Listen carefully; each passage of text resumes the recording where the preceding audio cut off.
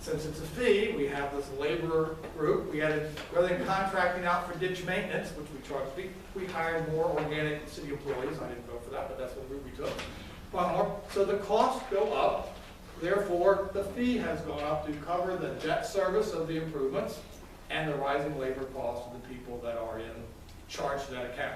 So that's, then the last General Assembly, the state passed a new regulation dealing with ground disturbance. Anytime you disturb more than 2,500 square feet of property, you're going to have to get a state permit, which the city will issue as a fee. You're going to have a professionally done site plan, ching, ching, ching. And so that's all now. But if you have something that's being asked for, and someone has to review it and certify it, and we added something like 19 more employees to the city just to doing that. They wanted 37. That was a bunch of $1 million spread across, and therefore the fee went up another 1.3 cents a day, I think it was, to cover that cost. So that part, so that's stormwater management. I'm trying to give you the answer that you're asking for. It's a lot of detail. Now water has three components. There's the fixed cost that's on your bill. You notice that's like Vetco, come read your bill. They got that fixed charge you get no matter how much water you use. That's come read your meter and cover all those costs. And then you have your actual water consumption, the smallest part of your bill. And you get charged for 5,000 gallons no matter how little or more you use, but it's a minimum charge, so conservation pays to a point that stops. And then sewage, not the HRSD part, but the city part is not based on your water. We're asking that we look at that. But currently today, it's an average daily fee. So whether you use 1,000 gallons, 10,000, or 20,000 gallons, your sewer bill is an average daily fee. That's been that way since the beginning. I've been on council in '86. It was the same way. I didn't like it then, but this because they're trying to everybody wants to like your new Vetco bill when they start itemizing it. It's hard to reduce your bill so much of it's fixed. The variable part gets smaller and smaller because everyone wants to make sure they can recapture their fixed costs without having to increase rates during the year. And water usage has been falling, so these I won't go there. But today, come back to that. But so that's your three pieces of your water bill, which is the sewer, the water, and that fixed fee, so you call meter reading fee. But the sewer part's gone up. The water part has not really gone up much. In fact, our water rates are actually cheaper than Norfolk, which is not by much, but they are as a consumption. Now, the other parts of your bill that have substantially grown is the stormwater, the rain tax, I'll call it, because about 3 years ago, the council approved, just before I got there, but they did approve, I'm still there to change it, is a constant increase, pre-approved to go up each and every year for the next 3 years, which I think we just finished the last year of that, is $1 million on sewer, to reflect these rising infrastructure and additional debt service to deal with all these capital improvements that they're having to do and the rising cost of labor. About 65% of the city's budget is labor costs, so I give you simplification. A little less than some of the other departments with high capital expenses. So that's gone up over that time frame. The big piece, the bigger jump, has been trash. Maybe about 5 budgets back, don't hold me to the exact number, the council decided that they were going to start charging, originally it was $3, I think it was, or $3 a month for garbage, because they were looking for a way to not raise real estate taxes, but they needed money. So they went and they raised your garbage fee, but they did not lower your taxes, right? Right. And then the next year, I think there wasn't something, then they went another year and they raised it again, but they didn't lower your taxes. And then in the budget, which we had to compromise on, they were raising it again, but not lowering your taxes. And their plan was to keep raising it until they got to where we're at today, principally. Bill and I could see this was where we were going, and we said, we'll probably take some heat for raising it a lot at once, but it's the only way we're going to get the real estate tax reduced. We didn't get it reduced as much as we would like. 4 cents would have been preferred to 2, but 2 is better than 0, and we were going in this direction no matter what. So you can say we made a Machiavellian deal, or you could say we sold, but we got the best deal we could get with a pair of 2s, and I'm still very proud that we got there, because I do believe the garbage trash fee isn't a true enterprise fund. And I'll be honest with you, our special agreement with SIPSA, which ultimately goes away in 2 more years, goes away. We no longer get a special deal on dumping.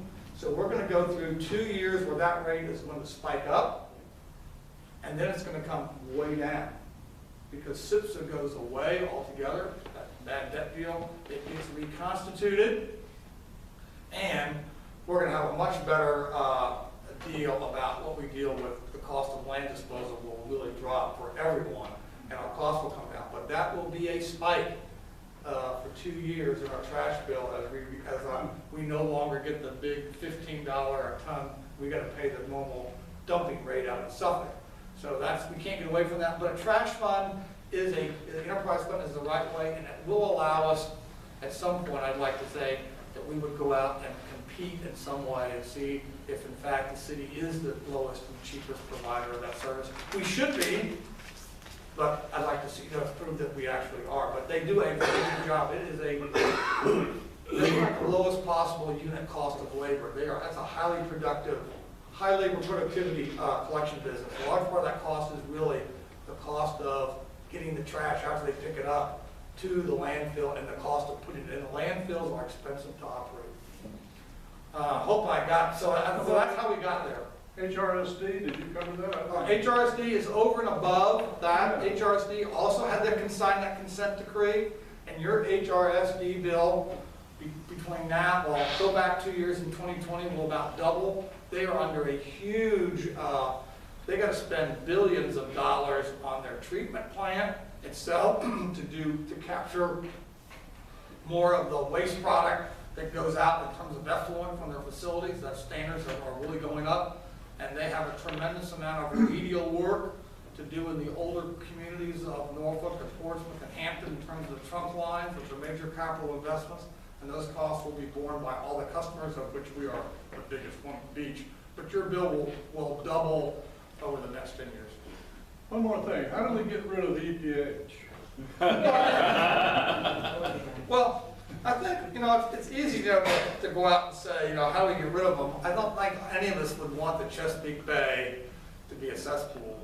None of us want that. And I think what all of us want to make sure is, are the things that we are doing, this is my issue, are the things that we are doing and the cost that we are bearing making a material difference in the water quality of the receiving places? That's the question that I can't get answered. When you tell me it's going to take me 8 months and Louis Jones talked about spending $8,000 just to get his driveway replaced with engineering work.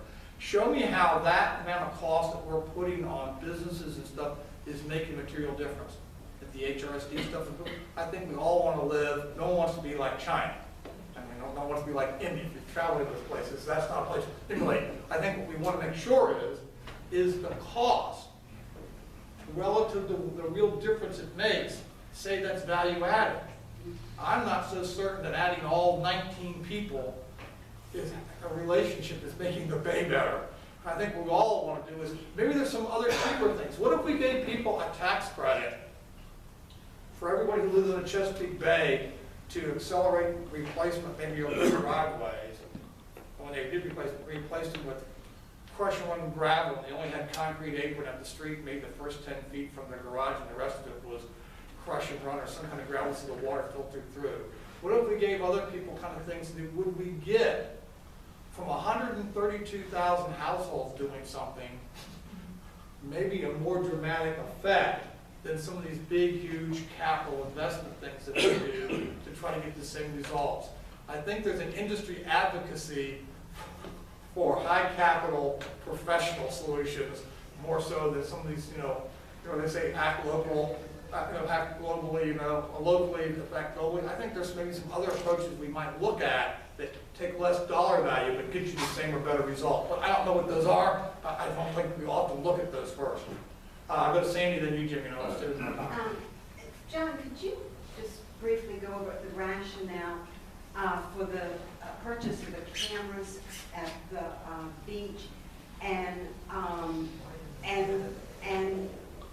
what has been the return on that? What big criminals, have we caught, or this type of thing, and versus the money for that police force?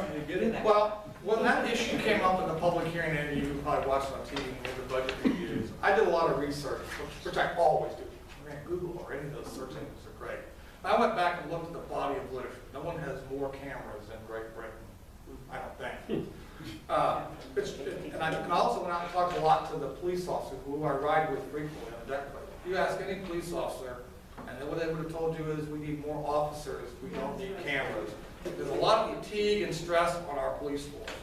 There's 805 sworn police officers who are operating under, I mean, and you look at the overtime that's in the budget, you look at the compressed work days, we have on my view, is a fatigue force, and I argue for hiring more police officers versus the cameras.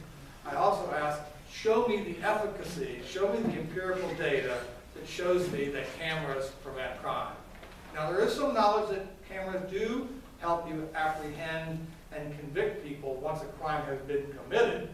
That's true, you can see that even in the Boston case. So those things duly do that. But just like the death penalty doesn't prevent crime, cameras don't prevent crime either. What was the highest priority that we faced? I thought was adding police officers. I can't give you a defensible argument for the cameras. I don't defend them today. And I said, and if it is so important for the ocean front, then let the tourist growth investment funds that we have for tourism pay for the cameras and then allow us to have the funds to hire more police officers. Well, that was not well received, or I shouldn't say it wasn't well received, it wasn't endorsed, and we didn't go that way. I think we should have. But, and again, you have 11 people, you have to have somebody deciding things, so we've made a decision, but I think it is, but if I had to ask you, the existing cameras are there, did they prevent any of those disturbances that we had? No. Well, where did Are they this reducing come crime? No. So I can't answer your Well, question where did because I this don't know. come from? It didn't come from the police department.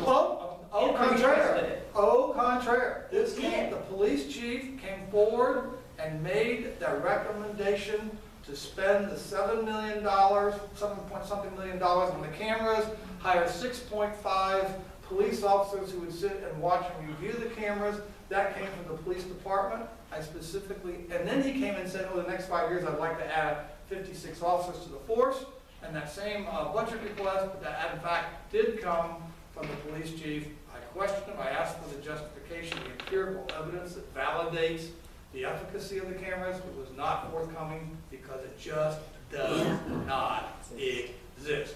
But, like I said, I try to be a voice of reason, and I know I'm a person that works off the facts, but we make often emotional decisions, and that's fine for homeowners with their own money, but I don't believe we're in the business of good stewardship of making emotional decisions, and that clearly was an emotional decision, not an empirical one. Yeah. I don't know anything about that, now because we're procured, and I wouldn't want that, Jimmy, I wouldn't want to impugn someone's character. Seems to me that, you're talking about all the boards and commissions and one layer of government on top of the other just because you want to go out and plant a flower garden in your backyard. You got to get 80 different permits.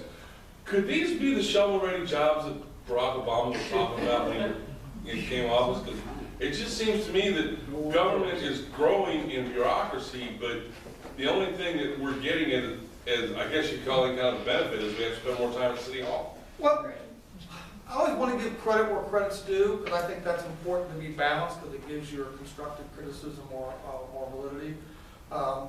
The city staff, to their credit, to the council's credit as well, who sat there at the time, did use city money to develop a number of road projects, and they couldn't build them, but they did a lot of prep work. And the reason why we were as successful as we were, Kinsville Road being a classic example, I think there's one other road I can't think of at the moment, when it came to these Obama shovel road projects, is because Virginia Beach, in fact, did have roads that we couldn't afford to build in terms of the contract, but we had done the preliminary site work and everything, so they met the federal definition of shovel ready. So we may argue about whether we need to buy that $1 trillion or not from national government, but once that was a sunk cost, we certainly leveraged it, and we got Witchduck Road and all that Kinsville stuff, that all was a part of that shovel-ready project. And in fact, because we did some other work, it's Centerville and Glen Haven, we got some, the state money became available, that we also got a better chunk of that, Glen Haven Bridge, but we had these projects along the way. So in some cases, you gotta be, gotta look at balance, out of $2 billion, I'm not gonna tell you, out of $2 billion, there's $50 billion that's being wasted. But I can tell you that, you know, there's 10% there that we probably could better apply than is being applied today, and we could get better return. And so I think it's on the edges. Now, we have a lot of boards and commissions in our community, and why do you think that is? Virginia Beach is blessed with probably one of the biggest percentages of volunteers that you would find in any community, and that's one of the things that makes this place, you know, such a great place to live, whether it's a rescue squad or whether it's garden clubs. So it is true that when you want to do something with signs, for example, you've got to go out and talk to the beautification folks, the garden clubs, because they represent all the stakeholders in the community. But like I said in the budget review process, my speech when I talked to them, it's interesting that every group that came to the public hearing that asked for something, like Sandbridge Road, or got their needs heard and kind of somewhat addressed, but the one group that came and spoke that got no attention was the people that said, we're not opposed to any of those things, just live within your means, don't raise my personal property tax. So people who asked for tens of millions of dollars for Sandbridge or this, all got their needs addressed, but the one group who was only asking, find the $4.9 million in your budget, they said, oh, that was too hard, they got nothing. So I think what happens sometimes is the silent people who are so busy working 1.5 jobs or 2 jobs, or they're taking care of an elderly parent, or they're just stressed to get their kids to daycare and home from work and picked up before they get a 6 o'clock penalty, or they're stuck in traffic. Those people aren't coming down. But they want to be listened to, that someone understands how hard their life is. And just give me a little break. But no, we had to put another foot on their throat and say, no, I can't, I gotta have 8.1% more personal property tax out of you, or I can't balance my budget. Those are the people that I'm concerned about. Those are the people that aren't being heard. Yes, sir. You mentioned that you're high on empirical evidence, which I am too. There seems to be reasonable empirical evidence that sea levels are rising. Has there been any intelligent discussion about how to cope with that? I'm not talking about driving Priuses or closing coal plants. I'm talking about addressing the problem of sea level rise. Thank you for asking that, because that's one of the points I should have mentioned. It is a challenge we're facing. We're probably looking at over the next, the range is 3 to 6 feet between now and maybe 2100, but I think 3 feet is what people are kind of saying is they think is going to happen. It is what there was a real big study that was done at Sewell's Point, looking at the various relationships, how big you think would be. I think they're going to start planning for a 3-foot standard. Virginia Beach is looking at that. Shore Drive, you know, they were looking at, hey, come fix my immediate problem. We said, no, let's step back and think about. Excuse me, doesn't it have to do with the meteor and not global warming? I'm not, You we could got a large, talk about this. you got a lot of debate about what's causing this, but there is no doubt, the empirical measurements at the Sewell's Point Tower, it's out there that the water level is rising and the soil in this area is subsiding. So independent if it's subsidence, it's the moon, it's the stars, it's, you know, it's. No, he said it was a meteor that fell. That deals with subsidence, but not with sea level rise. But if you just, I'll let you ask a question time, but if you just let me answer this question. So we are looking at that now about terms of changing building codes, in terms of how, when people build on crawl spaces, will that have to be higher? So these are things we're going to have to look at, the things you do with new construction, but also what do you do with the surge when the outfalls don't start to work because the water now on a normal tide or a high tide, now more of your outfalls are covered. Excuse me. Okay. So in fact, we just are doing a study right now. In fact, the federal government, because of the big presence of the Navy here, is kicking off a regional study with the Navy and NASA, the Air Force, and all localities in ODU to try to build a model and do some simulations and look at what are the right strategies. And I think it's going to be a combination probably of, in some cases, retreat. Even Holland has places where they retreated from despite billions of dollars. Capital infrastructure, we are going to do some things, pumping stations, some places seawalls are going to make sense. Another place it's gonna be is how do you get the incentives to get people to change the nature of the structure, so while their property may flood, this is what they're doing, some Norfolk reason,